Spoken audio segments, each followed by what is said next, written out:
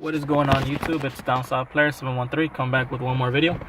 This video is going to be some pickups I got from Walgreens, so they're toy related, and to me they were pretty cool. I went to Walgreens with the intentions of looking for the Power Ranger series that came out, the new ones, the ones with, they look similar to the old set, the one Build-A-Bear, the Build-A-Megazord set, where you get a piece for the Megazord. Every Ranger comes with a little piece to build a Megazord. The trick is to get y'all to buy all of them to build the Megazord, and some people like it, some people don't. I don't mind. I like completing the set, but they just came out with another set, and this is the weapon set. Instead of having a Megazord, they give you the weapons that they had.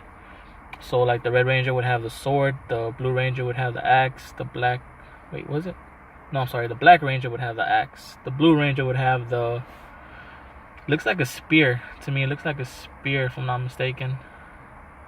It was a long stick with a spear at the end, a double-sided spear. I could be wrong. And then the Pink Ranger was the crossbow. I remember that one was pretty neat. And then the Yellow Ranger was the 2 daggers. So every Ranger comes with its own weapon. And I'm looking for the Blue Ranger. I have all of them except the Blue Ranger. Whenever I do complete the set, I'm gonna make a video on that one. But until then, I'm still hunting down the Blue Ranger. So let's get into it, man. I already did enough talking. So sadly, I wasn't able to find the Blue Ranger. But that's the cool thing about it, is because you could probably go online and buy these things off eBay or any the train. In case you haven't noticed, there's a train track that lives by me, like probably 5 blocks away. So you hear the train in the background half the time. So that's what that noise is. But anyway, like I was saying, you can buy a lot of these things online if you really have to. But me personally, I like going in store and just looking on shelves. You never know what you see on shelves. Might find something you didn't know existed. Like I found some stuff I didn't know about. I just saw it and it looked neat. But so I wasn't able to find the Blue Ranger, but I did find this other thing that I thought was pretty neat. It's these medals. I have quite a few medals, but I did not have any of the Spider-Man series ones. And as you can see, these are pretty neat in my opinion. I have quite a few Spider-Man stuff, like the original Spider-Man. Not the original, I guess it wouldn't be the original, but for back in the 90s, the kids that were born in the early 90s, Fox 26 used to have this this Spider-Man, this one right here. Fox 26 used to have this Spider-Man Unlimited, or I forgot what the official name to the series was, but I used to watch that every single day it came out, and on weekends I think it was new episodes. But I used to watch that all the time, and I was always a fan of it. And you'll remember this black suit Spider-Man and the Venom. They came out, they appeared on that series as well. Spider-Gwen didn't, but this was a cool piece anyway, regardless.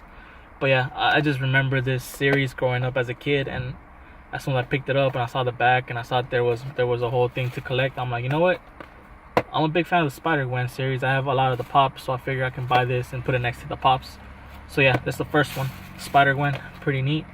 I like her hood, man. Something about that hood, it's this nice detail to it. Like I feel that pink just gives it a whole nother, takes her costume to another level. Because I'm pretty sure they could have just done it simple, all white and black. But that pink, I don't know what it is. I thought that was a good choice on the artist that did that. And I was able to find another of the Spider-Man medals, and this one was actually a pretty neat one. I don't remember where this suit is from. Sadly, I'm not familiar with it.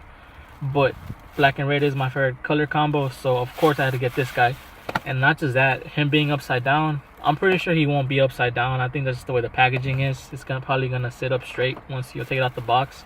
But just the way they packaged it, I thought was pretty neat. I mean, that was pretty creative that they did that. Makes it look cooler. I'm pretty sure it's not gonna stand up straight, or stand up upside down like that. But it's cool regardless. You can keep it in the packaging if you don't want to take it out. Me personally, I don't have a reason to take it out because I don't have any Pops to demonstrate it with. Like Gwenpool will probably come out of its box to go with the other Gwenpools from the Pops. But this one I don't have anything to match it, so I'll probably stay in the box just because it looks cooler. To me, it looks cooler like that. So that's it for the medals.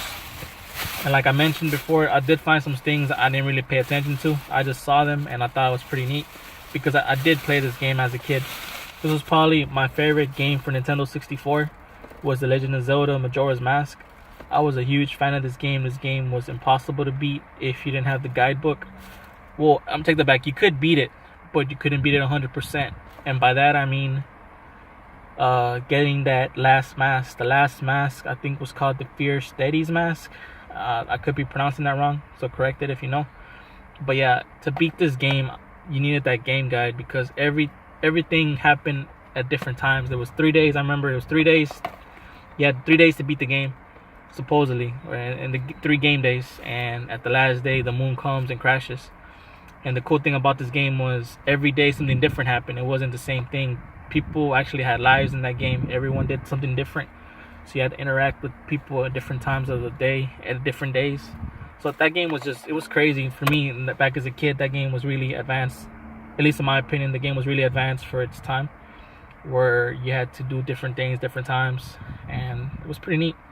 But yeah, the Deku Link was the first mask you got. It was pretty cool. And that's the first one. And then the second one was this normal Link, childhood Link, or cartoonish Link. I never played this game. I know he's from I forgot what his game was called, where he comes from, but I never played it. But I'm a big fan of Link, so to me, this one and this one together was a pretty obvious pickup for me to get. So I just thought it was neat. Now there is some more on the back. You can see there is some more you can collect. And as far as I'm concerned, none of them really catch my eye as far as like that. This one has a different set as well. There's some, I guess this is wave 1, this is wave 2, or series 1, series 2. And from what I could tell, there's like I heard there was a ghost Boo that was a glow in the dark. And like I mentioned in one of my other videos, I'm a big fan of glow in the dark pops or glow in the dark toys. So I might be looking for that one in the future. I think that one's pretty neat.